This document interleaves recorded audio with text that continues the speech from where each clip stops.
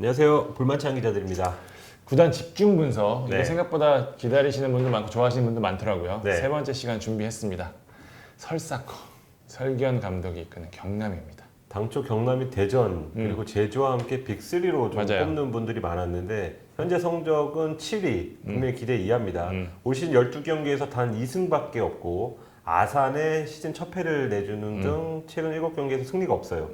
예, 지난 26일 전남전에서도 선제골을 넣고 무승부로 비기는 경기를 통해서 최근에 경남이 어떤 팀이다라는 걸 좀 잘 보여준 것 같습니다. 물론 이 초보 감독의 첫 시즌 12경기밖에 되지 않았지만 네. 설기현 감독이 늘 이렇게 얘기하거든요. 기자회견에서. 우리 스쿼드는 리그 최고 수준이다. 그러니까 재료가 좋은데 요리가 맛이 없다는 뜻이잖아요. 그럼 분명 이유가 있는 거거든요. 그래서 과연 설사커, 과연 무엇이 문제인가인지 한 번쯤 다뤄볼 만한 그런 시점인 것 같아요. 일단 설기현 감독 부임 과정부터 좀 볼까요? 경남이 이제 4년간 팀을 이끌었죠. 뭐 승격도 시키고 네. 아시아 챔피언스 리그까지 진출시켰던 김종부 감독이 성적 부진으로 나가고 새로운 감독을 찾았죠. 여러 감독이 물망이 좀 올랐습니다. 지역 인물들도 오르고 그랬었는데 과거 경남에서 수석 코치를 했었죠. 그리고 안산에서 좋은 지도력을 보였던 이만석 감독이 거의 되는 분위기였어요. 네. 그러니까 협상도 막판까지 가고 그랬는데 갑자기 도에서 설기현 감독으로 틀었거든요. 그러니까 설 감독도 올 시즌에는 감독으로 무조건 하겠다는 걸 염두에 두고 이제 다른 팀과 이야기도 나누고 있었는데 경남 제안을 받고 일사천리로 진행이 됐습니다. 일단 설기현 감독이 감독하고 싶어 했다는 건 잘 알려진 이야기죠. 맞아요. 그러니까 설기현 감독이 은퇴 후 곧바로 이제 성균관대 감독에 부임했는데 설 감독이 이제 현역 시절부터 이제 은퇴 후 자신이 생각하는 축구를 하고 싶다는 생각을 했단 말이에요. 이를 위해서 이제 코치보다는 바로 자신의 생각을 실현할 수 있는 감독 자리에 가고 싶어 했는데요. 인천 은퇴 과정에서 좀 말이 있었는데 그러니까 코치 제안도 아니었고 감독이었기 때문에 앞서 설명한 대로 흔들릴 수밖에 없었고요. 사실 이건 잘 알려진 이야기는 아닌데 2015년이었죠. 그러니까 설기현 감독이 은퇴할 당시에 그때 이제 감독 선임에 인천이 어려움을 좀 겪고 있었어요. 그러면서 이제 설기현 감독의 축구 철학에 관심을 가진 인천 프런트가 그러면 선수경 감독하는 게 어때? 우와. 그랬었고 설기현 감독도 오케이를 했었어요. 네. 근데 연맹이 문의를 해본 결과 네. 우리 이건 안 된다. 그래서 노가 나왔기 때문에 안 되고 김도원 감독이 선임됐던 그런 과거가 좀 있습니다. 설기현 감독이 이후 이제 성대 감독을 지내고 중간에 A 대표팀 코치를 또 했었죠. 그럴수록 이제 프로 감독에 대한 욕구가 커졌고요. 상당히 많은 자리에 여러 자리에 관심을 냈던 걸로 좀 알고 있습니다. 야, 예전에 1990년대, 2000년대 초반에 EPL에서 아마 유행을 했었던 것 같아요. 루드 굴리트도 그렇죠, 맞습니다. 예. 첼시에서 했었고 네. 설기현 감독 겸 선수를 볼 수도 있었네요. 그러면서 이제 경남에 부임을 했습니다. 초반에는 호평이 많았던 걸로 기억하고 있는데요. 설기현 감독이 뭐 팬들이 뭐 설통수 이런 얘기해서 그런데 네. 성격이 굉장히 좋아요. 맞아요. 젠틀하고 네. 제가 만난 스타 축구인 중에서도 손에 꼽을 만큼 매너도 좋고 성격도 좋거든요. 그러니까 전임 김종무 감독이 상대적으로 워낙 소통이 약했던 분이기 때문에 설 감독이 부임하고 나서 당연히 선수단이나 프런트 전체가 좀 환영하는 분위기였습니다. 돈도 좀 시원시원하게 쓰신다 그래요. 선수 영입부터 일사천리로 딱딱 진행됐어요. 그러니까 설 감독이 요청했던 선수가 백성동, 뭐 황일수 이런 선수들인데 좋아. K리그 1에서 주목하던 선수들이었잖아요. 이 선수 딱딱 데려다줬고 뭐 설기현 감독도 좀 신이 났던 그런 상황이고요. 네. 훈련도 좀 특이했었습니다. 좀 원래 동계 때는 좀 체력 훈련을 많이 진행하는데 거의 대부분 전술훈련에 할애를 했고요. 곧바로 좀 영상 틀면서 이제 뭐가 잘못되는지 보여주고 뭐 드론으로 촬영하고 막 GPS로 체력 측정하고 그러니까 감이 아니고 데이터를 바탕으로 하니까 선수들도 좀 만족감을 표시했었죠. 그러니까 이런 거예요. 뭐가 안 될 때, 야, 넌 그게 문제야 그랬을 때 정확하지 않은데 이걸 딱 보여주니까 자기가 뭐가 문제인지를 딱 알았던 거예요, 선수들이. 경기장 밖에서도 최대한 자유를 줬고, 그러니까 뭐 심지어 연습 경기 전날도 휴식, 뭐 이런 거를 철저하게 지켜줬어요. 그리고 뭐 체력 훈련 같은 경우에도 무작정 뛰는 게 아니라 그 피지컬 코치에 맞춰서 피지컬 코치가 하라는 대로 나는 신경 안 써. 하라는 대로 해. 그 선수들도 몸이 편하고 너무 좋은 거예요. 또 분위기도 좋았고 실제 연습 경기 내용도 좀 좋았습니다. 그러면서 경남이 개막전에 강력한 승격 후보로 평가를 좀 받았죠.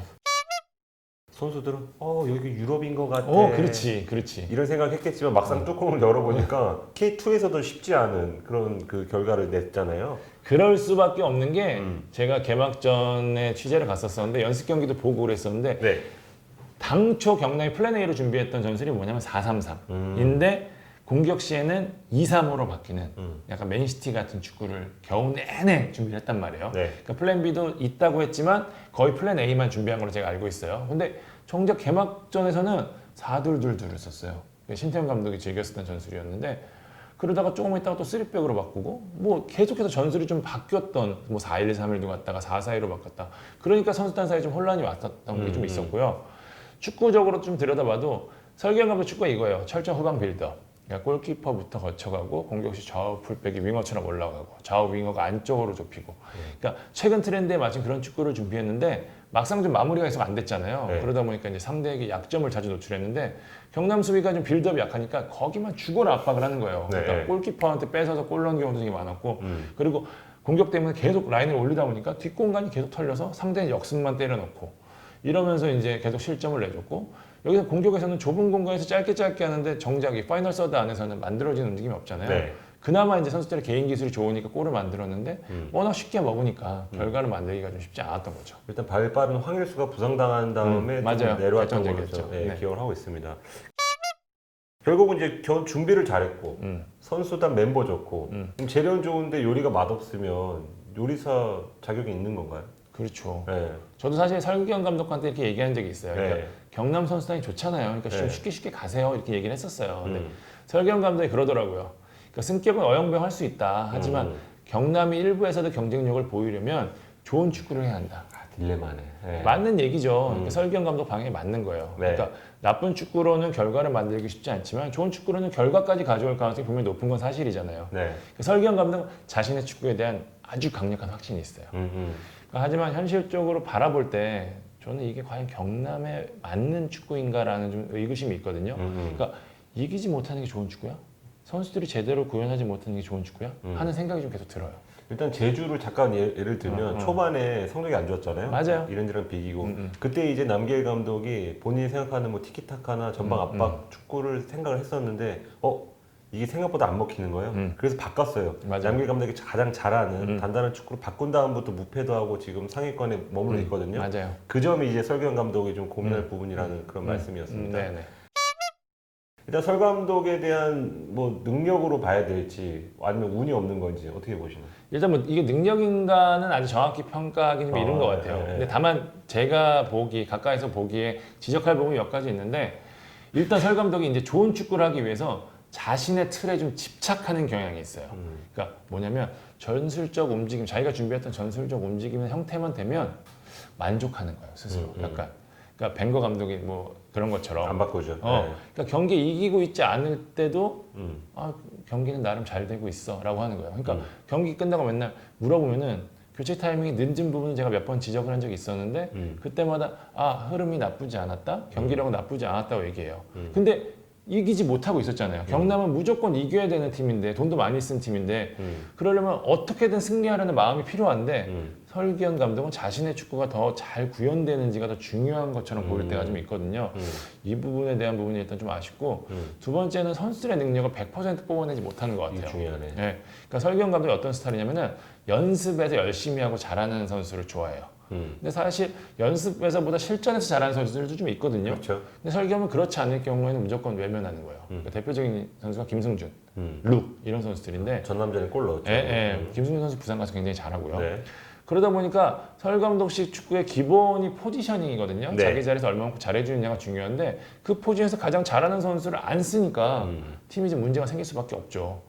그러니까 그러다 보니까 기억에서 좀 변칙이 나오는데 네게바는 우리가 알고 있듯이 왼쪽 윙어로 시즌 베스트 11에 선정됐던 선수인데 네. K1에서 가운데도 쓰는 경우들이 있고 그럼 갸우뚱하는 조합들이 나올 때가 많아요. 그러니까 경남이 아직도 매 경기 베스트 11이 바뀌는 팀이거든요. 네. 그러다 보니까 일괄된 경기가 나오지 않고 결과도 못 만들어내고 또 성적이 안 나오니까 설 감독이 갖고 있던 장점이죠. 유럽식 자율축구도 좀 사라진 거예요. 그렇죠. 못 이기니까 이제 뭐 삽숙도 시키고 네, 훈련도 뛰어라, 많아지고 뭐 하고, 분위기도 안 좋아지고 좀 그런 약간 딜레마에 빠진 거죠. 일단 설 감독이 원하는 축구를 하려면 여름 이적 시장이 중요했던 것 같아요. 맞아요. 근데 전체적으로 여름 이적 시장에 대한 성과가 좀 아쉽다는 평가가 있습니다. 창기자도 한번 이야기를 했었죠. 맞아요. 그러니까 결과적으로는 정혁, 최준, 한지호를 영입했었거든요. 네. 최준 선수는 뭐 굉장한 성공작으로 보고 네. 세부적으로 보면은 일단 정혁 영입 과정을 보면은 설 감독 성격이 좀 약간 보여요. 네. 그러니까 원래 저희가 썰에서도 얘기했었죠. 원래 경남 구단에서는 정재용을 하려고 했어요. 그래서 중간 설 감독이 조지훈을 해달라고 했었고 그러면서 뭐 저희 강원이 보내지 않으니까 둘 다 놓치게 됐었고요. 중앙 미드필더를 찾아야 하니까 설 감독이 처음에는 김도혁을 해달라고 했어요. 그래서 김도혁과 협상을 하고 있었는데 갑자기 또 정혁 해주세요.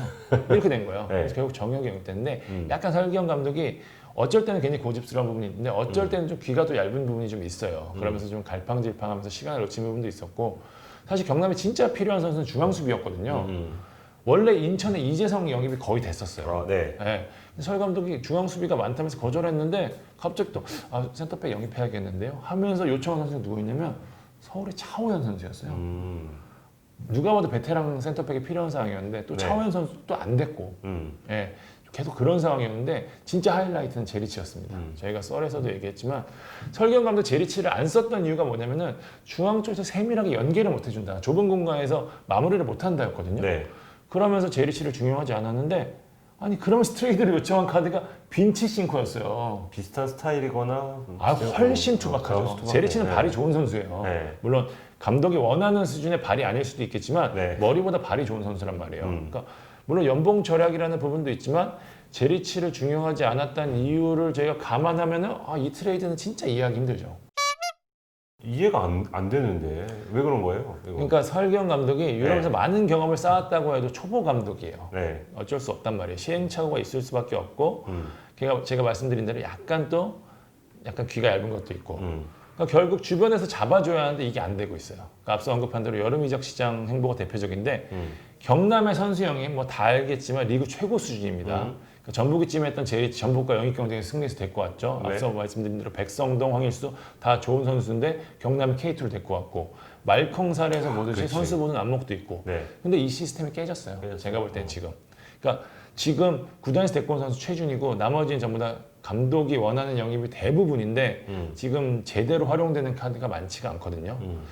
주변인들의 문제가 좀 크다고 봐요, 저는. 그러니까 구단 수뇌부도 좀 문제가 좀 있고요. 주변에 있는 사람이 제가 볼 때는 설 감독한테 약간 좀 딸랑거린다는 느낌이 있을 정도로 딸랑이. 약간 뭐냐면은 경기 지고 나는데 이런 얘기를 하더래요.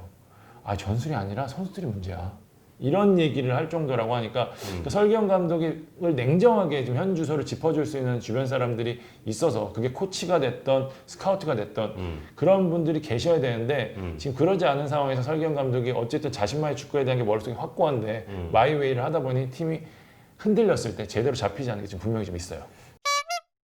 일단 반응할 가능성은 있을까요, 없을까요? 있죠. 일단 왜냐하면 경남의 K리그 투에서 스쿼드가 거의 최고 수준이란 말이에요. 맞아요. 그러니까 네. 한두 번 연승하고 흐름 타면 또 올라갈 수 있어요. 승점 차가 아주 크진 않거든요. 일단 목표를 4등으로 잡는다면 네. 가능성이 있는데 그러려면 일단 좀 분위기를 올려줘야 되는데 결국 선택이 감독의 고유 권한이란 말이죠. 그러니까 저는 조금만 좀 타협하는 것도 좀 필요할 것 같아요. 그러니까 김도균 감독이랑 최근에 사석에서 말했는데 두 분이 굉장히 친하거든요. 네. 그 얘기하더라고요. 저런 생각을 갖고 있는 감독이 좀 잘 됐으면 좋겠다. 공격적인 축구를 하고 K리그에 없는 축구를 하는 사람이 잘 됐으면 좋겠다. 네. 저도 좀 비슷해요. 그러니까 제가 초반에 설경 감독에 대해서 굉장히 우호적인 기사를 많이 썼던 이유 중에 하나가 네. 작년에 제가 병수볼에 좀 열광을 했었잖아요. 네, 네. 그러니까 설사커가 좀 그랬으면 좀 바람이 좀 있었거든요. 근데 지금 현재까지는 좀 아쉬운 부분이 많아요. 저는 빨리 좀 본인도 좀 생각을 좀 정리를 좀 하고 주변 사람도 잘 쓰고 좀 하면은 저는 얼마든지 좀 반대의 가능성이 있다고 봅니다.